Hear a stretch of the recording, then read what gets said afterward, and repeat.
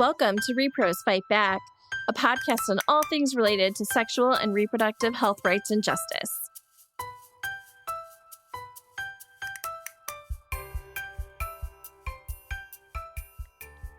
Hi, rePROs. How's everybody doing? I'm your host, Jenny Wetter, and my pronouns are she, her. And y'all, I have to say, as I am recording this, my two cats are both laying here just like looking utterly exhausted and sleeping and just like utterly sacked out because apparently they've had a very hard day watching me work. It's such a rough life for them. Anywho, I kind of feel how they're feeling. It's been a lot. It is that time of year where Congress is trying to pass all of their funding bills for next year. The fiscal year ends at the end of September. And if they don't pass all of these funding bills, the government will shut down on October 1st. So there's just a lot happening and lots of appropriations bills moving. And all of them, or so many of them, contain anti-SRHR provisions. Like, it's just bad, y'all. Just like off the top of my head, there are bills that would eliminate funding for Title X, that would eliminate funding for the Teen Pregnancy Prevention Program, that would slash funding for international family planning and defund the United Nations Population Fund and the World Health Organization, and would reinstate the terrible Trump expanded global gag rule, that would prevent the military and the VA from covering gender-affirming care, that would prevent them from implementing their new program that would allow soldiers to take time off of work and cover travel for soldiers who need to travel out of state to get abortion. It's just on and on and on. There are so many anti-SRHR provisions happening, and it's just a lot to keep track of. And there are more than I talked about, but those are the ones that, like, just sitting here are coming to me at this moment. And it's just bad. And so we're really hoping that the Senate is going to do their part and block all of those terrible things. And that we get funding bills that aren't terrible for next year.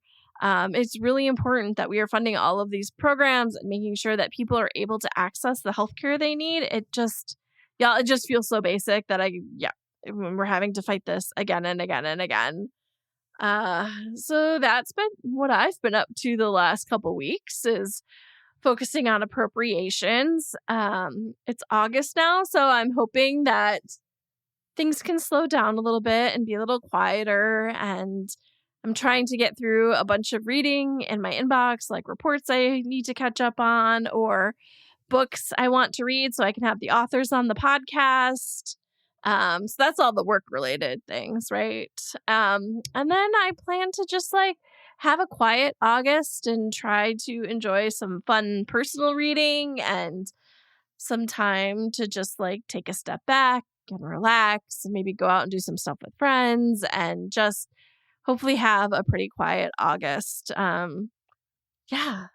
It's just been a lot this year, and August traditionally, working in policy, is a little quieter because Congress is on recess, so usually can get a little bit more done and can just take a step back from things. So I'm hoping that is actually the case this year. So we'll see. I think those are the main things going on right now. Been doing some fun reading. Saw some great recommendations for a book I just finished called Fourth Wing. And y'all, I stayed up until 2:00 one night before work trying to finish it. Not trying to, I finished it because I could not put it down and I needed to know what happened. And I was a little tired the next day, but I have no regrets. Unless you count the regret of not reading it sooner. Yeah. So that's what's been going on with me. I think let's turn to this week's episode. I'm really excited. I have Tyler Barbarin with the Louisiana Abortion Fund here to talk to us about abortion funds and what's going on post-Dobbs. And it was a great conversation, and I am so excited for y'all to hear it. So let's turn to my interview with Tyler. Hi, Tyler. Thank you so much for being here today. Thanks for having me. So before we get started, do you want to take a quick second and introduce yourself and include your pronouns? Yeah.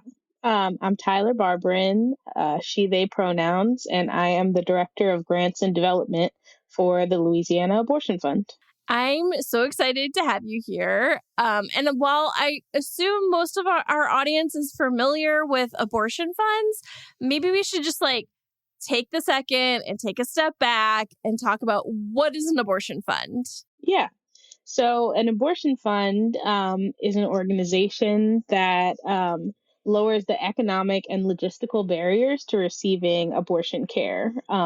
What that looks like in this current landscape varies from state to state, as you know, things are illegal currently in the state of Louisiana. And so, what our work looks like is helping people to coordinate travel and care in states where abortion access is still possible.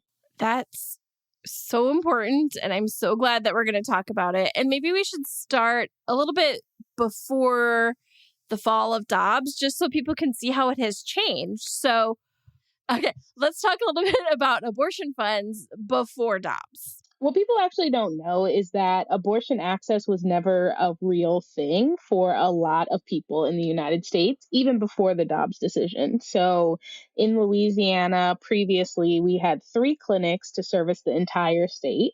They had varying degrees of barriers for access to care because of waiting periods, counseling requirements, ultrasound requirements, etc. And so before the Dobbs decision, our work looked like still coordinating logistics and travel for people, helping to get people in to meet their appointment dates, helping to kind of coach people through or counsel them about what the process itself was, depending on if they called us before having their initial visit or after. And also, what a lot of people didn't realize is that because of Texas experiencing the repeal of abortion access prior to Dobbs, we were already coordinating interstate travel for a lot of people in the Gulf South that couldn't access care even within their own state before 2022. Yeah, I think this is such an important thing to talk about. It's something we definitely talked about on the podcast before, but it's not like everybody was magically able to access care and then all of a sudden with Dobbs they weren't, right? Like things were already in a really bad place through much of the country before Dobbs, and there were abortion funds already on the ground, already doing the really important hard work. Yeah, absolutely. We view abortion funding as mutual aid. We view it as an investment in our communities that has been necessary for quite some time. Okay. So now all of a sudden Dobbs happens. So what has changed? Yeah. So unfortunately, the logistical and financial barriers that our people are facing are just astronomically larger. The reality is that what used to be something that may have been as simple as a car ride or, an afternoon is now a multi-day, multi-state travel experience for people. And what people don't really think about is although travel is somewhat easy in today's day and age, you can get on a plane and get to New York in 3 hours from Louisiana. There are a lot of cultural and knowledge gaps, I guess, that sometimes people have to face now that previously wasn't an issue.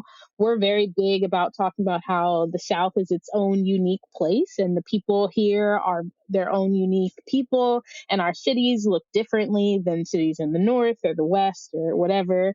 And so people are not only navigating a large barrier financially to go to another place and stay and receive treatment. But they're also having to navigate things like public transit, which looks completely different in a New York City than it does in New Orleans, Louisiana. And yeah, that's just some of what people are facing. I also think it's just a very scary time. People are very, very unsure of what is and isn't legal, and that's intentional.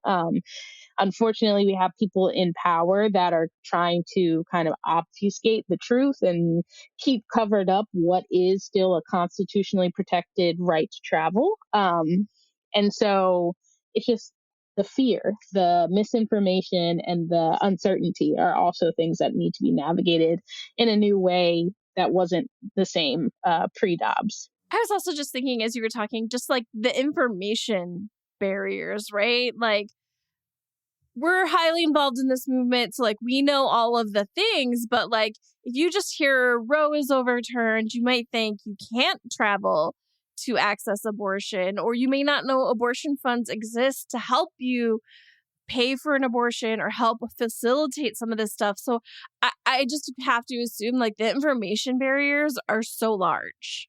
Absolutely. And it's difficult because, you would hope in a world where technology is at our fingertips that the answers would always be clear and at our fingertips as well. But there are a lot of entities out there and people that are kind of spreading and increasing misinformation. So, as much as we try to advertise, like, we are here to help, we exist, we're here for community, we're here operating out of a lens of you say you need help and we're here to give it to you. There is a lot of misinformation out there on the internet. And then the other thing that it really has me thinking is like people needed abortion funds to help pay for accessing care before they had to worry about, oh, wait, now I have to get from Louisiana to like Illinois or New York or somewhere that is quite far. Means I have to take time off of work. It means I have to work on how I'm going to get there. That may mean it's going to delay their ability to access care, which means the abortion's going to cost more. Like, this has all just gotten more infinitely more complicated. Absolutely. And I think that people, so we call it practical support, and that's the portion of the money that we're able to give that kind of helps with the logistical questions. But people don't think about the fact that that means, maybe a day of childcare. Maybe that means, food and hotel stipends. Maybe that means gas, flights. The average pledge to folks, like you said, has gone up because the time that the gestational stage that they're able to access care at is later, in some cases, due to these, you know, kind of complex and unnecessary barriers and burdens that people are facing. And I can only imagine that makes it so much harder for y'all, right? Like, I'm I feel like I've seen, huge influxes of money went to abortion funds like in the immediate aftermath, but this isn't a permanent solution, right? To get people to access care. You're not always going to be getting like a huge spike because there was like a big decision. So I can only assume that like this has just gotten so much harder to help the same number of people access care. So, yes, it has. I definitely don't want to ever downplay the impact and the severity of the Dobbs decision, but I also want to uplift the fact that we operate out of the reproductive justice framework, and that's a framework coined by Black women that has been operating for some time that says, we believe in people's right to have kids, right not to have kids, but also healthy and sustainable communities. And so we've been building and we continue to build in hopes of creating like ecosystems of care, which means that we're able to call on and tap on people who work in various realms of, you know, the world, transportation, housing, what have you, in order to support our clients. And so yeah, it's much more complex. People are not necessarily activated the same way they were in 2022, but our ability to like dig deep and to support our community, I think, has also grown. And yeah, I mean, always here to say donate, donate, donate, stay engaged, stay supportive. But I do think that we've got really brilliant people on our side, and we are centering joy and happiness and community while we do this really difficult stuff. So I'm still optimistic. I have to say, this is the part that like gives me all of the hope, right? Is all of the people on the ground who are like making it happen in any way they can. And like that has given me hope from like day one. Absolutely. Absolutely. Okay. You kind of touched on a little bit, but is definitely worth like really being explicit about is like who is being impacted by this, right? There are people who have money, generally probably white people, cis straight white women are able to find the money they need to travel to access the care they need. And it is disproportionately impacting particularly Black women. And I think that is also something that is important to lift up and talk about. I would draw attention to our annual report. So we try not to ask too many burdensome questions or unnecessary questions, but we do have demographic info that is important to us just so that we know who is being impacted by legislation like this. And so we know that a large percentage, a majority of our callers are Black. A majority of our callers, 2/3, are already parents. We know that people who reach out to us tend to not have other means of pulling together, the 200, 300, 400 extra dollars. But that's also, most Americans can't pull together $400 for an emergency. Um, so it is impacting our communities, and we live in the South. And our people are really experiencing a lot of intersecting crises simultaneously.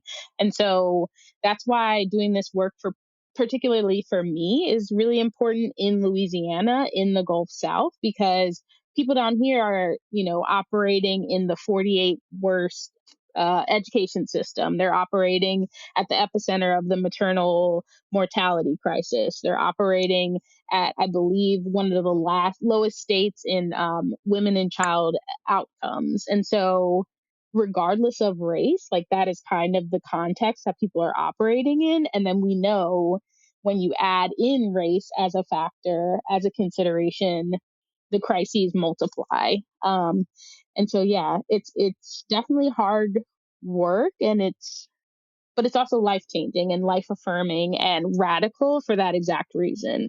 We are helping without, requiring people to bear their trauma or to kind of cry to us and explain why they need help. We're just giving money out in a really radical way to people who say they need it because we believe them, and we believe that they're worthy and deserving just by being alive. I think that that part right there is so important because there is so much abortion stigma in the ether, right?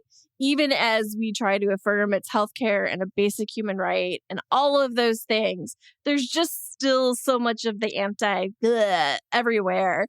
And so to have a place to go when you are probably in a bad place if you're pregnant and don't have the money to cover it. And so you're calling an abortion fund, to then be affirmed and uplifted and given as much support as you can, that is huge. I also think that we oftentimes want or need to say that it's a difficult decision or that it's not easy.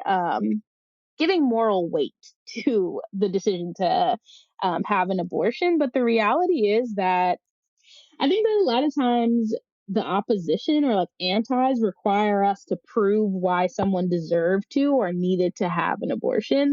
And the reality is that a decision, a desire to no longer be pregnant is enough. That is enough of a reason for anyone at any time to have an abortion. And we firmly believe that. And so, yeah, I just think that unfortunately that there's so much anti um, kind of propaganda and talk about why a person didn't deserve to make the healthcare choice that was right for them. But the reality is that we're just here to help people do what's right for them. That was not my, when I said in a difficult place, I was thinking more of wanting to be pregnant and not being able to afford to not be pregnant. But I'm really glad you brought that up because I think that is a really important point of so often people are being made to justify why they got it, or this thing in the ether where there's good abortions and bad abortions. No, there's health care that you are accessing, and that is that.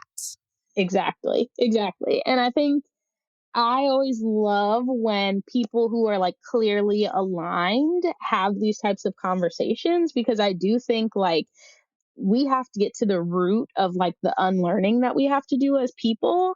And I think that, it's easier to support something when you believe it's like a downtrodden, sad person that just can't pull it together without your help, instead of just thinking of something as routine as a root canal. Like, they just deserve to have a root canal.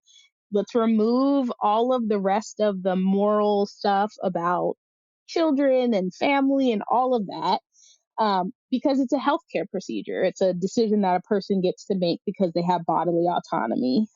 And I think that, like, the unlearning and like getting to the root of it will all be better for having like candid conversations like this. Absolutely. And like the language matters, right? Like how we talk about it, Absolutely. what we say, it matters. It matters to the people who are impacted. We've had conversations, podcasts before about like why it's important to talk about pregnant people instead of focusing on women. Like just little things that seem little to you and like nitpicky, but like they are huge to the people that they impact. So it is really important to continue to learn. And I don't know. To me, that just seems like that is part of life. You just like continue to learn and grow and become a better advocate, become a better speaker talking about these things. And I see that as a good thing and something I'm always happy and willing to do.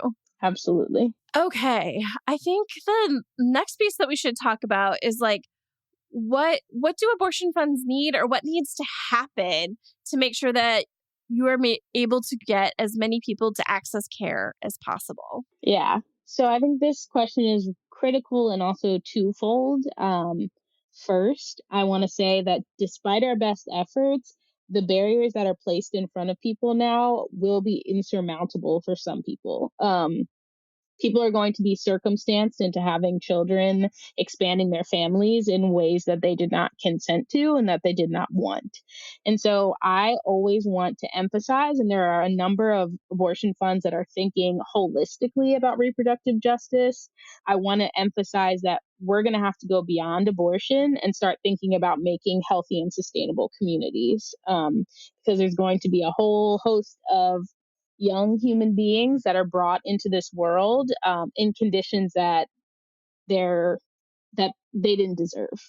And so, first and foremost, wanted to lay that out. But also, abortion funds, I think, just need support. I think donation is great. I think time is great. I think, lending capacity. A number of abortion funds are actually fully volunteer run, which I think people don't recognize. And I think listening to the leadership that is on the ground that's been doing this work for some time. The Louisiana Abortion Fund has its own podcast that I would recommend to folks. The South has the answers, and we wholeheartedly believe that the South has the answers. And yeah, I think this is a moment in which people are super activated and passionate about abortion, but this is not the end all be all of the conversation of reproductive justice. And B, we've been doing this. We've been in this fight for quite some time. And so join in is how I would like to frame it. Yeah. And I think there are so many ways you can get involved, right? You can donate your time. You can, get involved at the state level and find out like what laws need to be changed and how you can support those changes. Yeah. Election season is coming up. You can, make sure you go out and vote and encourage others to vote. Like there are so many different ways you can engage. And I would say also like amplifying the voices and the work that's being done. I think sometimes we think the opposition is louder than us because it's an echo chamber. But I think sometimes if we can be more vocal about our wins, our joy, our resilience, I think that would be a great way to kind of turn the tides too. And like check who you're following and whose voices you're raising. Like it's really important. It's not just the big national organizations, that you are focusing on groups like state abortion funds and lifting up those voices because they are the ones on the ground. They are the ones that know what that particular area needs at that particular moment. Absolutely. Okay. I feel like that's like all the big things we had to talk about. Is there anything else you want to raise? No, I think that's all for me. Okay, then we'll just wrap up in my usual, like, what can my audience do right now in this moment to help? I would say definitely make sure you're following the Louisiana Abortion Fund on all social media platforms. Tune in if you're in the Gulf South, then come. We host block parties, we host events that are joy centered. We'd love to see more faces out there. And of course, always donate. As a director of grants and development, I would be remiss if I didn't mention that.